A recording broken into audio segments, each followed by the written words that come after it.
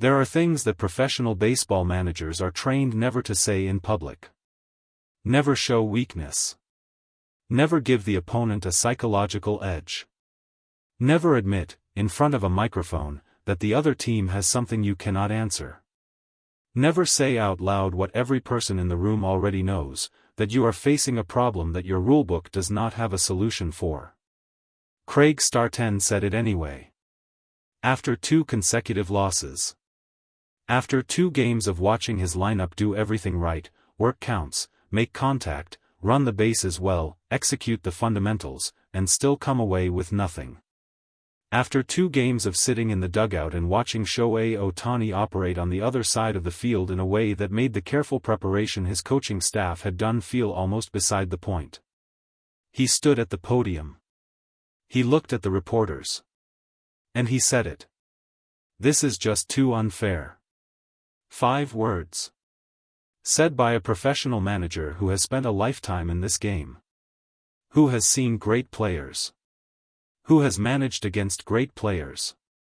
Who understood, going into this series, that Ohtani was exceptional. 5 words that contained, underneath their surface frustration, something much more interesting. Because Craig Starten was not just venting. He was not simply reacting to 2 losses the way any competitor reacts to losing. He was saying something specific, about a rule, about a controversy, about a situation that has divided baseball opinion at every level from the front office to the broadcast booth to the fan sitting in the upper deck. He was talking about the Ohtani Rule. And then, after the anger, after the frustration, after the press conference that made headlines for all the reasons he probably didn't intend, something shifted. The professionalism cracked. The competitor's armor came apart for just a moment. And Craig Starten admitted something he clearly did not plan to admit. His true feelings about Shohei Ohtani. Before we get to the controversy, we need to understand the emotional temperature of the room when Craig Starten walked to that podium. 2 consecutive losses. Back to back.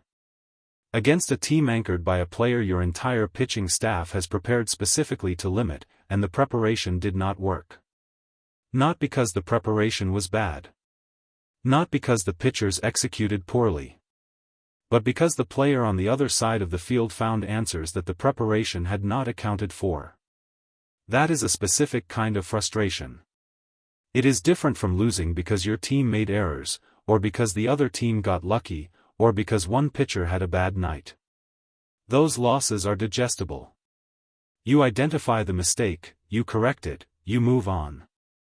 This kind of loss is harder to process. Because when you watch the film afterward, you see pitches that were in good locations and Ohtani hit them anyway. You see sequences that were well designed and Ohtani read them anyway. You see a game plan that, by any reasonable professional standard, was sound, and it did not matter. The Padres' interim manager had been in this job long enough to understand the weight of back-to-back losses at a critical point in the season. The interim label carries its own pressure. You are managing not just the team's record, but the perception of your own performance, the trust of the organization, the confidence of the players in the dugout who are looking at you to give them something to hold on to. Walking into that press conference, Craig Starten was carrying all of that. And then a reporter asked about the Ohtani Rule. For anyone who needs the context, the Ohtani Rule, officially known as the two-way player exception, was created specifically because of Shohei Ohtani. Before Ohtani, the rule was simple.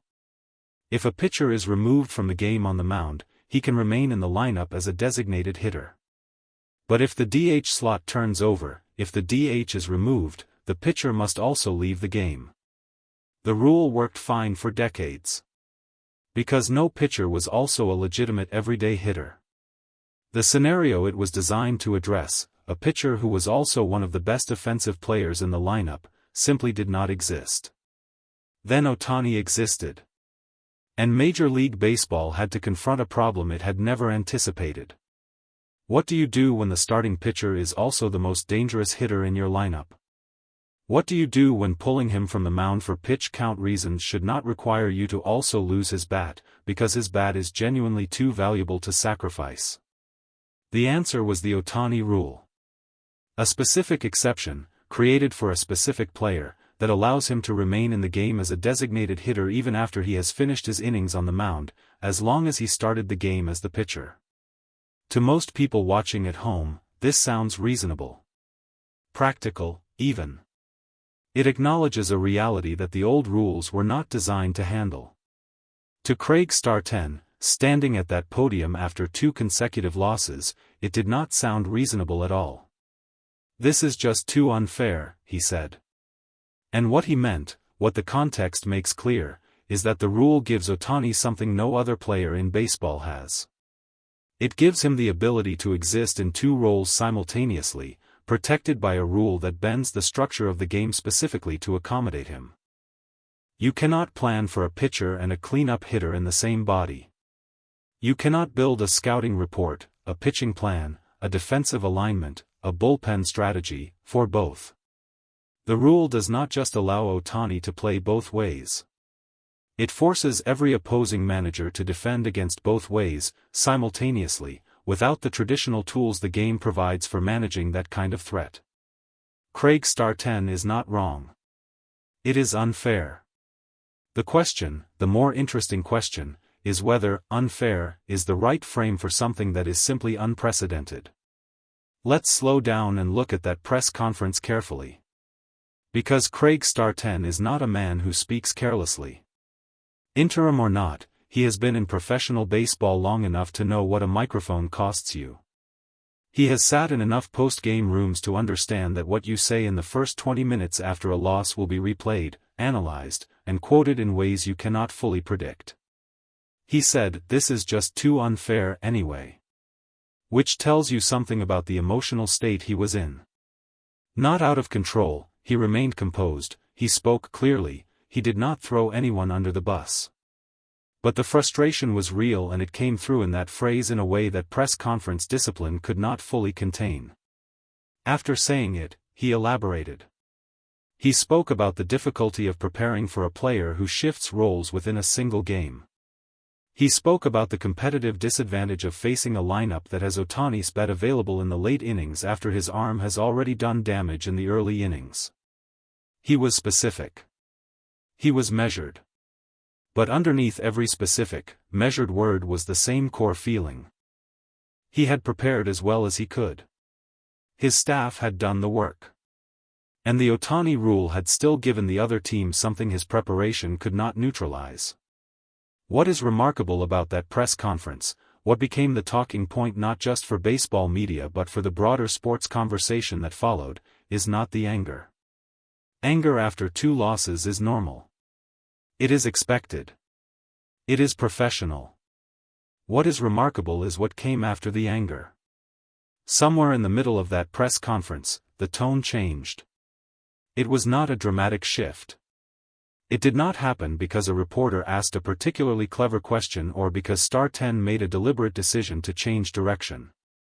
It happened the way genuine things happen, gradually, and then suddenly, and without anyone in the room quite being able to identify the exact moment it occurred. A reporter asked about a specific action by Ohtani. Not a home run. Not a strikeout.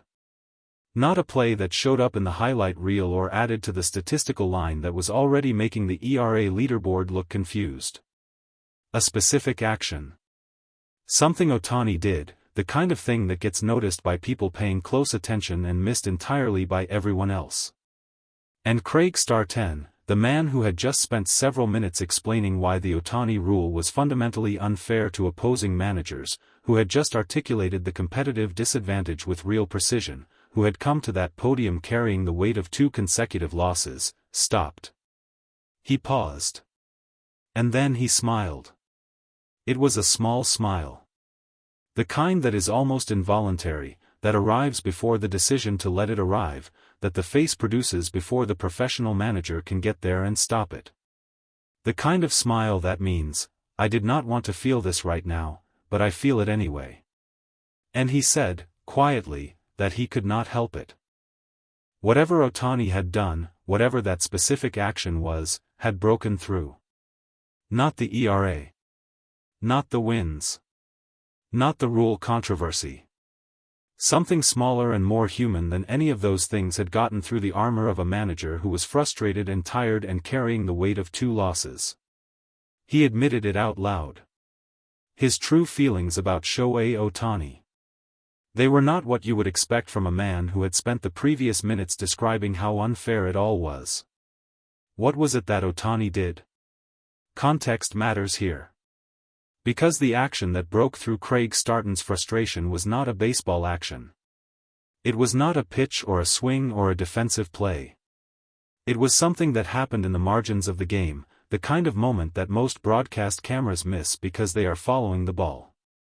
Ohtani, after one of the innings in the series, after the kind of inning where the damage had been done and the Padres were left to collect themselves and return to the dugout, did something that revealed something about who he is when the competition stops for a moment. It was a gesture. Small, genuine, unrehearsed. Directed not at his own teammates, not at the cameras, not at the crowd, but at someone on the other side. A moment of acknowledgement, of the kind of quiet respect that passes between people who understand what the other one is carrying, even when they are trying to beat each other. It was the kind of thing a younger player does when they are trying to show respect for veterans. It was the kind of thing a veteran does when they want a younger player to know they are seen. It was neither of those things, exactly, it was more instinctive than either, more natural, less calculated. And Craig Starten saw it. He had been watching Ohtani all series, watching for tendencies, watching for patterns, watching for anything that could give his pitchers an edge or his hitters an advantage. He had been watching the way every opposing manager watches, analytically, competitively, with the specific focus of someone trying to solve a problem. But this moment, he watched differently. For just a second, he was not an opposing manager. He was a baseball person watching another baseball person do something that was simply good. He brought it up in the press conference. He did not have to. No reporter had asked about it. It emerged because he could not stop thinking about it, because in the middle of his frustration and his 2 losses and his very legitimate complaint about a rule that puts opposing managers at a structural disadvantage, this small, human action by Ohtani had lodged itself somewhere he could not get it out of. Here is what Craig Starten's press conference actually revealed, not about the Ohtani Rule, but about Shohei Ohtani himself. The managers who face Ohtani most frequently have a version of this same experience. They come in prepared. They study. They game plan. They build a strategy that acknowledges his ability and attempts to limit his impact. And they lose anyway, or they win by margins so thin that winning feels almost accidental. And then they sit in front of microphones and say things like, "He's incredible," in the flattened, professional tone that athletes and coaches use when they want to acknowledge excellence without sounding defeated by it. Craig Starten did not use that tone. He used a real tone. He was frustrated and he said so. He thought the rule was unfair and he said that too. And then, without planning to, without deciding to, he admitted that somewhere in the middle of 2 consecutive losses and a rule controversy and the grinding weight of managing a team through a difficult stretch, Shohei Ohtani had done something that made him feel something other than frustration. Something closer to the reason people fall in love with baseball in the first place. That is a harder thing to manage against than any rule. The Ohtani Rule changes the structural dynamics of a game. But what Ohtani does in the margins, the gestures, the moments, the small human actions that exist between the pitches and the at-bats and the statistical lines, that changes something else. It changes the way you feel about losing to him. Most opponents leave a loss feeling like they faced a machine. A system. A force that was prepared and precise and impossible to overcome because it had optimized every variable down to a fraction. Craig Starten left that press conference feeling like he had faced a person. An extraordinary person, yes.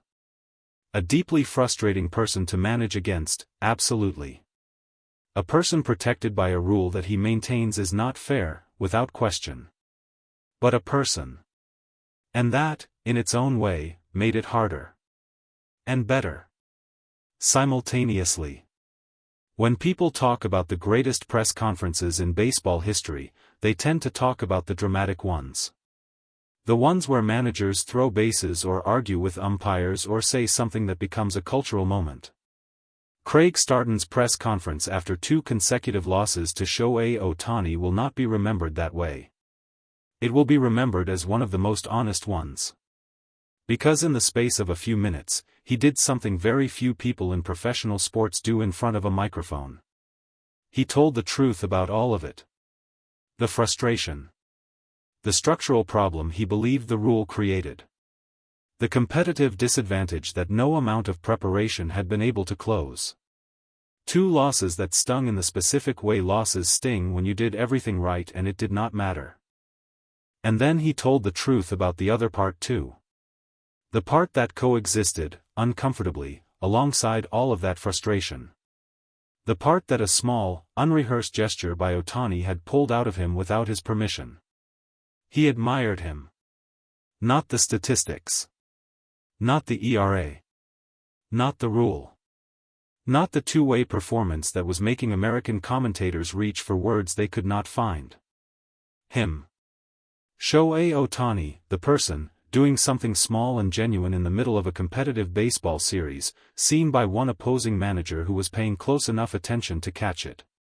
"This is just too unfair," Craig Starten said. He was right.